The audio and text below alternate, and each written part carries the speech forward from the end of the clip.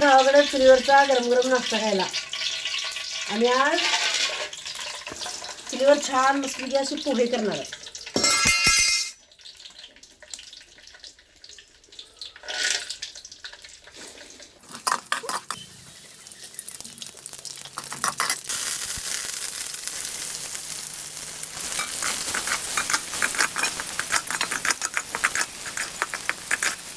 बरोबर नाही.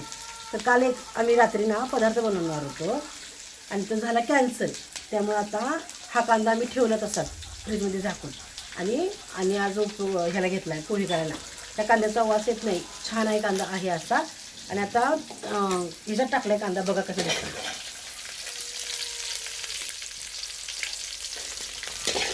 आता ताज्या कांद्यासारखा कांदा दिसायला लागला. आता तुम्ही म्हणसाल पाटीचं किंवा बुटीत का करायला लागलं, कारण आमचं पाहुणे आहेत, माणसं जास्त आहेत. त्यामुळे आम्ही कढईत न करता जर्मनची पाटी घेऊन त्याच्यात करायला लागले.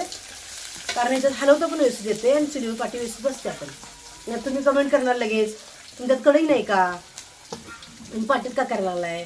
तर पाटीत त्यासाठी करायला पोळी जास्त करायची आणि कढई छोटी आहे त्याच्यामुळे पाटीत करायला लागले.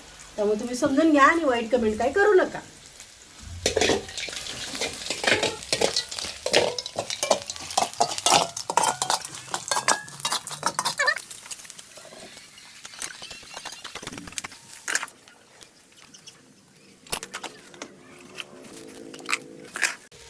बघू शकताय तुम्ही, हे पोहे आहेत ते, त्यामुळं आम्ही कढईत न करता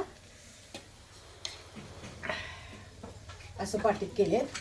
त्यामुळे समजून घ्या आणि होता होईल तेवढं वाईट कमेंट करू नका, चांगल्या कमेंट करा. जे व्हिडिओमधून आम्ही तुम्हाला दाखवण्याचा प्रयत्न करतोय त्याचा आनंद घेण्याचा प्रयत्न करा, नक्की त्याच्यातून वाईट काढून कमेंट करू नका. वाईट गोष्टी इग्नोर करा, चांगल्या गोष्टी घेण्याचा प्रयत्न करा. हा आहे आमच्या लिंबूच्या झाडाचा लिंबू. तर आता कसा रसरशीत आहे बघा. आता तो मी असं पिळणार आहे.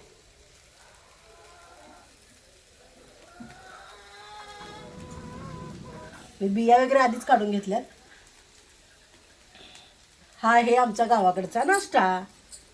गावाकडे नाश्ता करत नाहीत, पण पाहुणे आले की नाश्ता करायला लागतोय.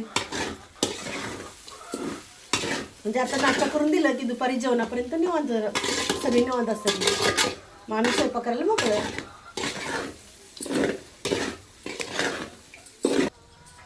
हा झाला आमचा गावाकडचा नाश्ता तयार. हे बघा पोहे.